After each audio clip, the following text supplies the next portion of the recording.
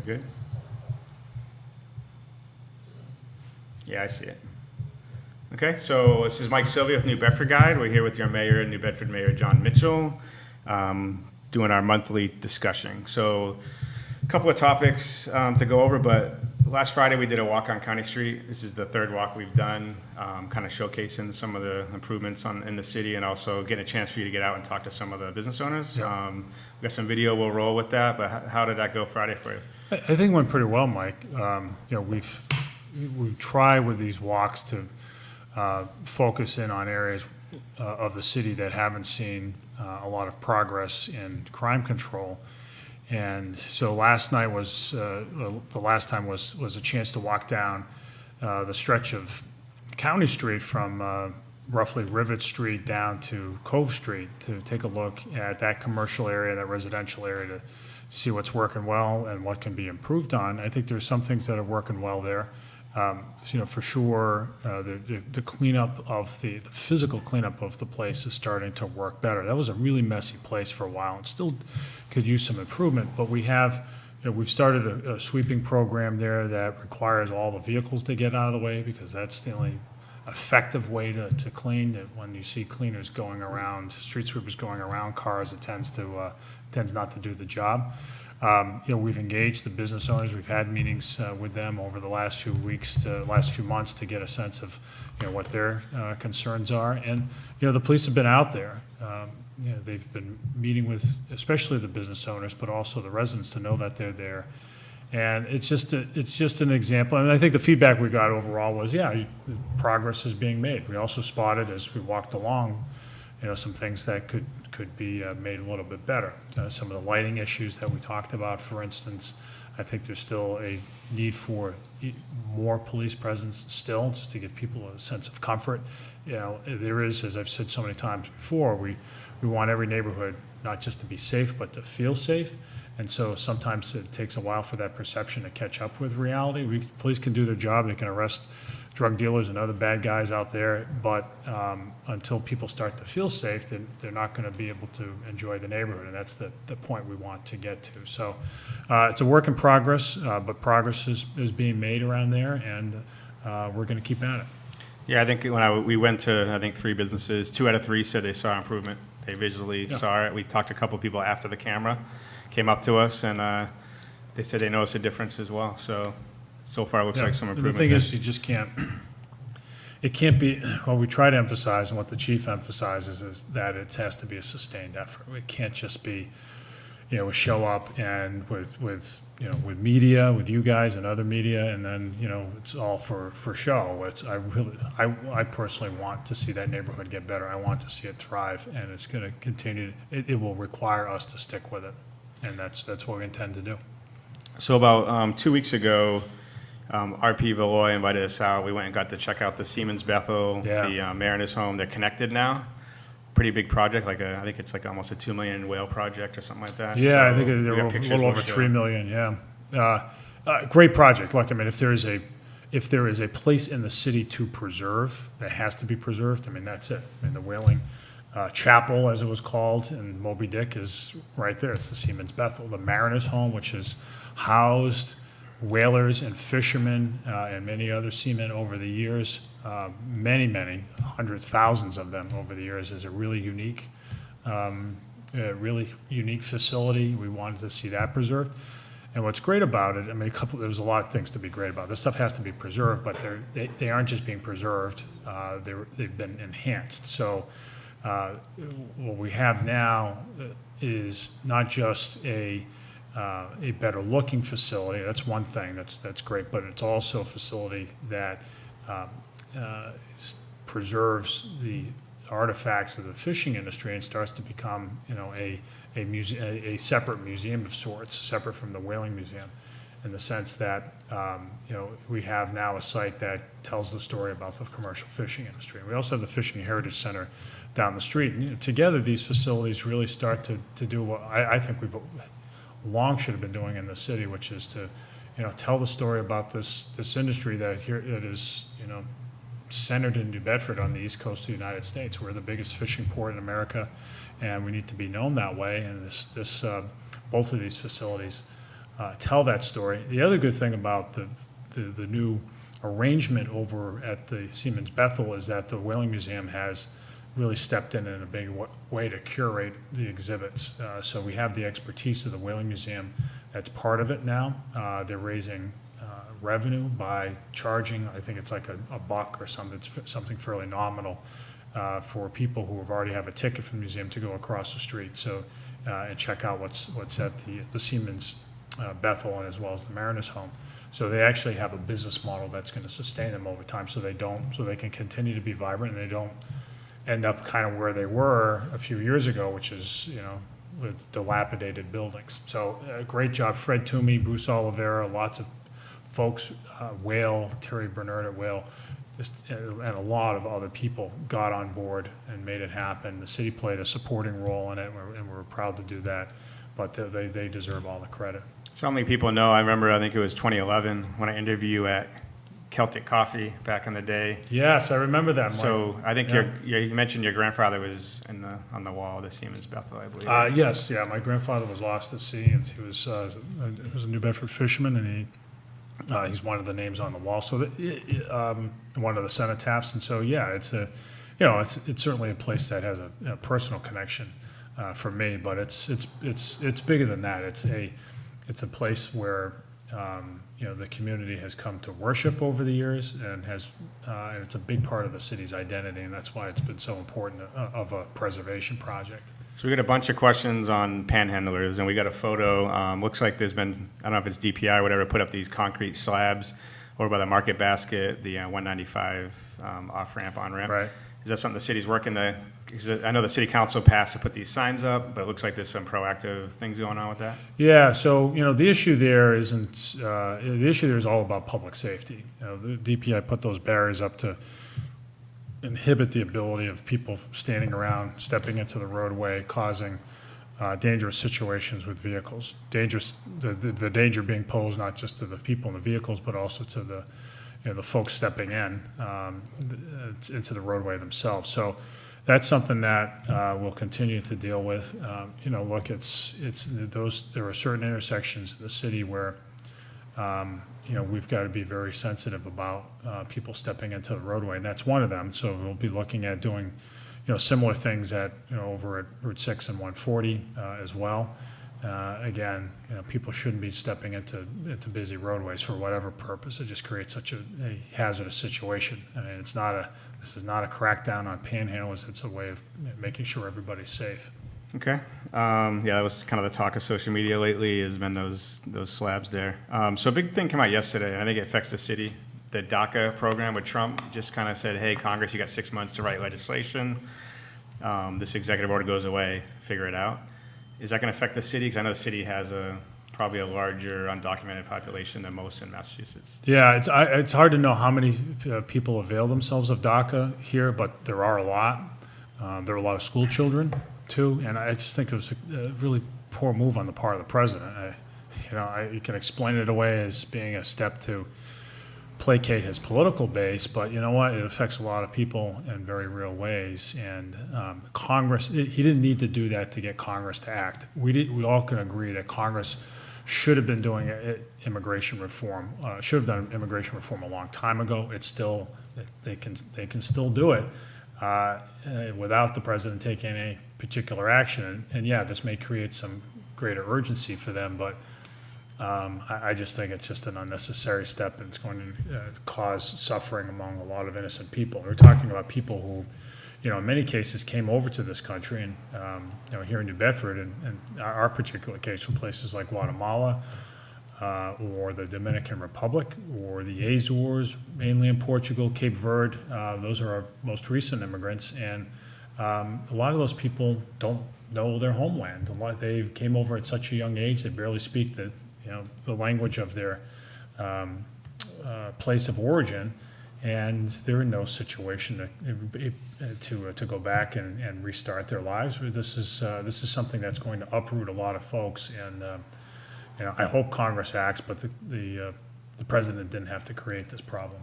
So David Silvera asked, New Bedford doesn't compare to Dartmouth as far as inviting atmosphere for commercial and retail business. At least on the tax level, it doesn't. I would love and keep trying to purchase a building to move my business to New Bedford, but every time I go through the numbers, the tax rate in New Bedford is my sticking point and ultimately a determine in a deal breaker. So, and I noticed, so I was looking up the property on that, I think it was the 358 North Front Street property, which has been rated a lot lately, and that went up in value last year too, as far as like for tax purposes. And he's saying that is higher. Is New Bedford higher than the local communities? And is that something It's that can way be- for cities across the Commonwealth. Yeah. The cities in the state have higher tax rates because, one, they provide more services, so for starters, but they also have a greater set of expenses that are unique to cities. And by that, I mean, when you have, for instance, something like a full-time fire department, as we have, as none of the other communities around here have, that costs a lot in terms of current salaries, but also retirement costs, healthcare and pensions.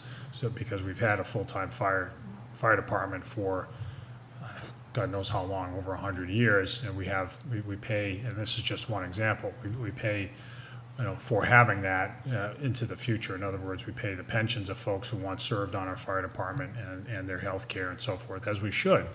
But those are expenses that a lot of towns don't have at hand. So that's something you have to, if you want those services, you've got to pay more. Now, all that said, I believe the taxes in the city are higher than they should be because we haven't, and for a number of reasons, but in part because we haven't been able to do some of the reform steps that I'd like to see. So we've talked about the city council's refusal to adopt Section 21 of the municipal healthcare reform law from a few years ago. That would have put the city in a better position to control healthcare costs, which is one of the really rapidly growing areas of our budget. It's crowding out a lot of things and imposing on taxpayers. So that's something that we're going to revisit in the fall. But we've got to do that because there really aren't a lot of other places to cut. I mean, we've been very, very good at becoming more efficient. We've saved a ton of money because of all the solar programs we've been doing. We've reconsolidated departments. We've automated a lot of stuff. The city workforce is about 200 folks, 200 employees lower than it was 10 years ago or so. It's a smaller workforce. It's not like, we've been adding folks all over the place. It's actually much smaller. But the reality is that, there are a few steps that we can take to reduce cost and lighten the load on taxpayers. And we're going to, in the fall, have a broader conversation again with the city council about that. I do intend to resubmit the Section 21 proposal to the city council, and we should certainly take up the topic then. It's very important. Okay. Samantha Almeida says, we've been having issues with the school transportation. We were told the budget was cut. By the way, sorry not to interrupt you, Yep. Mike, just one last thing. If there is if there's a business, so Mr. Silvera raises a question about businesses, his business wanting to come into New Bedford. There are tax incentives for businesses that want to move to New Bedford. We apply with some regularity. So because the idea is, we're willing to give you a tax break if you're willing to create jobs in the city. So, he should talk to the Economic Development Council. He should talk to Derek Santos about the availability of some of those programs. Which is our neighbor right next door to us Yeah. here in the studio. So anyway, sorry, I Yeah. interrupted you. So what she's saying is that there's issues with transportation. We were told the budget was cut. How are you going to help us with this? So I've seen some comments. So we posted the New Bedford Public Schools new bus routes. Yep. I guess there's some I remember it was like 2 years ago where some of the routes closest to the schools were cut, I think. Is that something that's been happening the last couple of years? Yeah, I don't think there's been any dramatic change from the last school year, not that I'm aware of. I don't know her particular situation, so it's hard for me to address, but, we've had the same, program more or less in place since the end of the last school year. Okay, so problem property ordinance. Yep. That's something that was passed. I think you were down at Ashley Street a few years back. You were Exactly. showing that problem 31 property. Ashley Street, the house where the alligator was discovered. But I don't think that, you have to have 8 valid complaints to become a problem property. Then you start paying the police costs to come Right. there. And my problem reading the ordinance, I think it's like 8 pages, and I've written some articles on this, Yep. is a drug raid of 10 guys cutting cocaine with, 15 kilos is the same as someone calling because their TV's too loud. If it becomes a valid complaint. So this guy, like this North Front Street property, had 3 drug raids in 6 weeks, 4 during the year. I found another one. 4 during a single year, and it's not a problem property. Right. They get a letter after 3, I believe, that says, hey, you're getting closer to problem property, but does nothing. So it seems to me that it's kind of weak, the problem property. What came out of the city council was certainly weaker than the version that I proposed, which had a lower threshold that would trigger the fee shifting provision. In other words, I think we had it at 6, right? So if you have 6 valid complaints associated with a particular property, then it would become a problem property, and every phone call after that, every police response after that would be charged to the landlord. I'd like to see that threshold lower again. I'd like to see the city council revisit it.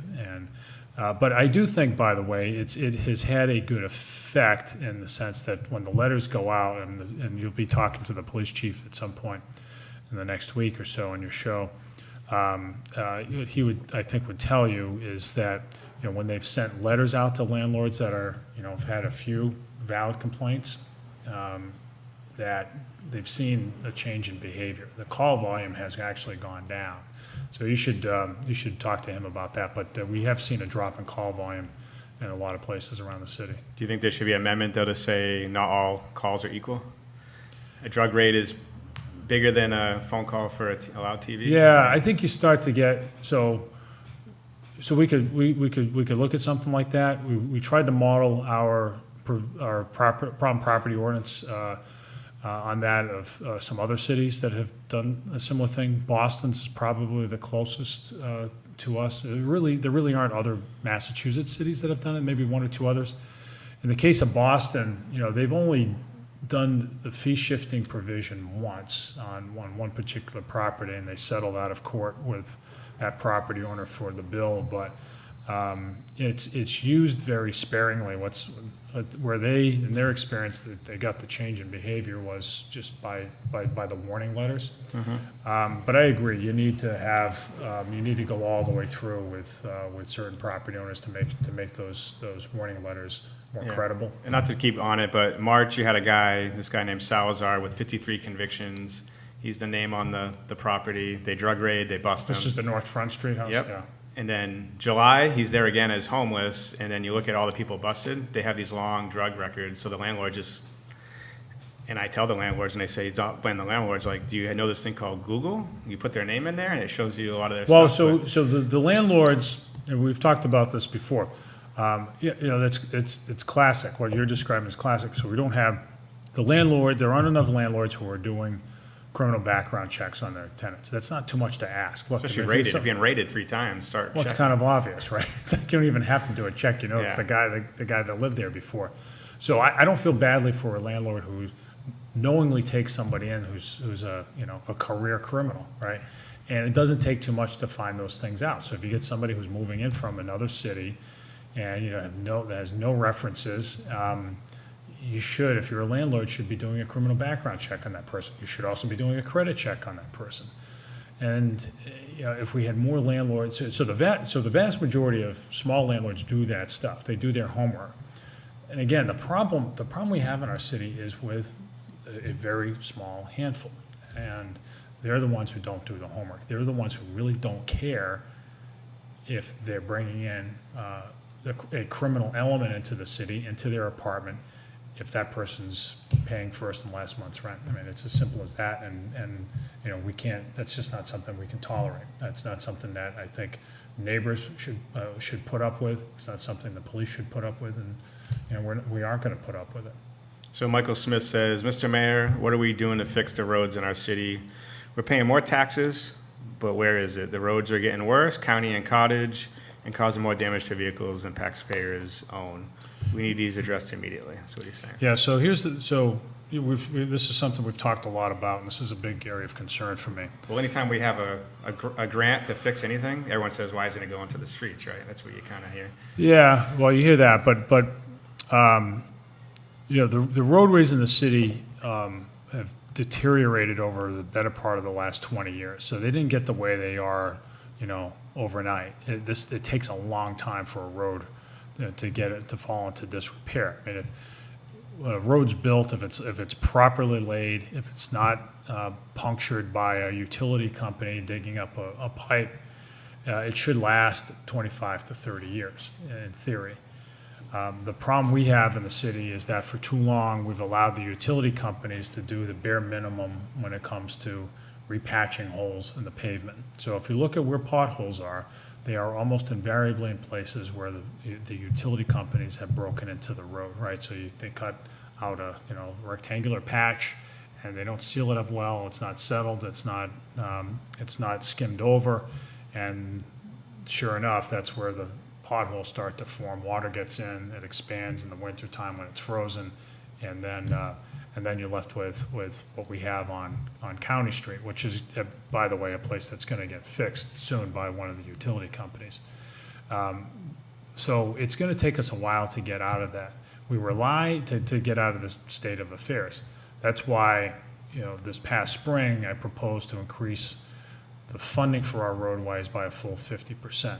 So as it stands right now, we have historically relied on state money, about a couple of $1 million a year in what they call Chapter 90 funds, to repave our roadways. That doesn't get us that far.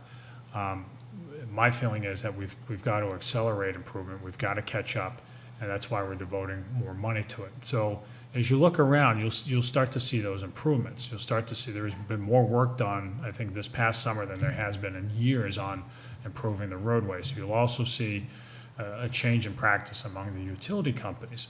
Instead of allowing them just to pave over the little place where they dug to fix a pipe, we're requiring them to pave all the way to the center line of the road and then up and down the road for some stretch so that's all smoothed over.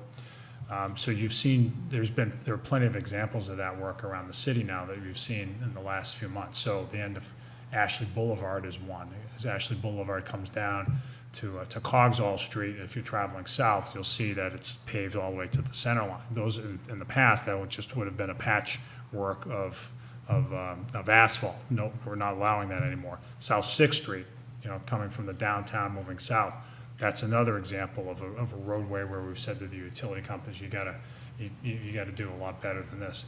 So we're starting to catch up. It's going to take a few years, but the city has made a very deliberate decision. My administration's made a very deliberate decision that something's got to be done with it. It might not be fixed overnight. We've got over 300 miles of roads, but it's going to get fixed. We have a program in place that is going to make a difference in the long run. Okay, we'll do two more questions. David Silvera says, "Hey, I'll talk to the EDC. Thank you." So, hey, maybe we brought our business to New Bedford on this show. That's good. We'll take it. Yeah. So we got some pretty big money. The Senator Warren announced that $6.6 million is going to the runway at New Bedford Airport. Right. I know they're talking about making it bigger and more, taking like trips further. So can you give an update on that? What's going on? Yeah, so I've always felt that the airport is an underutilized asset. If the city's going to have an airport, the city should have a real airport, and I believe that that the airport can serve people, our residents, and the residents of Greater New Bedford, the residents of all the way down the Cape and all the way to the Rhode Island line, to go places all around the country without having to go to Green Airport, and never mind Logan up in Boston. So, we went over the last year, we applied to the FAA to become a full commercial airport. In the last month, they granted a provisional certification to allow us to do that. And so that was a really big step. And so I think that's going to allow us to bring in some carriers to go to places where, folks from New Bedford couldn't go before from New Bedford directly. The other big thing that we have to be doing is improving the infrastructure. 2 years ago, we finished the reconstruction of the main runway, so it's brand new now. It's been decades since that had been touched. Same thing with the secondary runway, and that's where this grant comes in. The secondary runway is going to be repaved. So we're going to have a very modern-looking airport now that can serve not just what's there right now, which is general aviation, people who own their own planes and go around, but also more corporate aviation, because that brings money into the city, but also commercial aviation of the type that we've been talking about, that you see at every airport in America. If you want to fly to New York, I think you should be able to do it from New Bedford, and that's what we're shooting for. And once you're there in New York, you can go anywhere in the United States. You can go anywhere in the world from there. So that's what we're trying to do in the airport. I think it's an underutilized asset that has a lot of potential to help bring in investment into the city, to support more job growth and make the city more vibrant. Okay, we'll do the last question. Sean Silva asks, do you have any plans for the former Keystone Site, AKA the hole in downtown Union Street? So I know Yeah, so that's been that has been an ongoing effort for a while now, because it's such a glaring gap. That's been an empty hole in the ground for over 10 years now. I can't remember, 2005 maybe, that building collapsed. It had some very irresponsible ownership for a long time. It collapsed. What we were able to do during my administration was to get Mass Development, the state economic development arm, to buy it. And so now that it's in Mass Development's hands, it becomes a lot easier for us to do for that site to be developed, because Mass Development has a number of grant programs, and it doesn't have to make a profit on the sale of that property later. It's not like a private developer. It can actually sell the property at a discount. So we've worked with a number of different developers over the last 4 years to try to get something going at that site.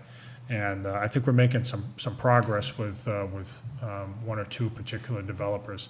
The idea, I think, there is, what I'd like to see is first floor retail. We want to see something active at street level, and then some residents above. We want to increase residential density in the downtown so that there are more people walking around the sidewalks. So that'll support more businesses in the downtown, and the continued growth of the place. So that's the aim.